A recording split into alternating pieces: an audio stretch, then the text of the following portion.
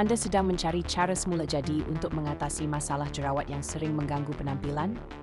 Cubalah masker daun neem dan yogurt yang sangat mudah, murah dan boleh dibuat sendiri di rumah tanpa perlu ke salon atau membeli produk mahal. Daun neem terkenal dengan sifat antibakteria dan anti radang yang kuat, membantu mengawal pertumbuhan bakteria penyebab jerawat serta mengurangkan keradangan pada kulit. Yogurt pula kaya dengan asid laktik yang berfungsi menanggalkan sel kulit mati secara lembut dan melembabkan kulit agar sentiasa segar dan sihat. Cara penyediaannya sangat mudah. Ambil segenggam daun neem segar, cuci bersih dan tumbuk halus sehingga menjadi paste. Kemudian, campurkan 1 sudu besar yogurt asli ke dalam paste daun neem tersebut dan gaulkan sehingga sebati. Sapukan masker ini secara rata ke seluruh wajah yang telah dibersihkan. Elakkan kawasan mata dan bibir yang sensitif. Biarkan selama 15 hingga 20 minit supaya khasiatnya dapat meresap ke dalam kulit dengan optimum.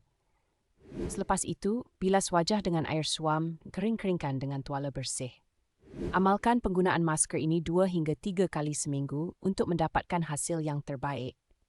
Masker ini bukan sahaja membantu mengurangkan kemerahan dan bengkak akibat jerawat, malah menenangkan kulit serta mengawal pengeluaran minyak berlebihan yang sering menjadi punca jerawat.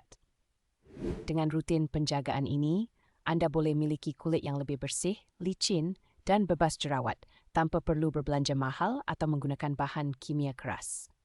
Cubalah sendiri di rumah dan rasai perubahan positif pada kulit wajah Anda. Selamat mencuba dan semoga berjaya.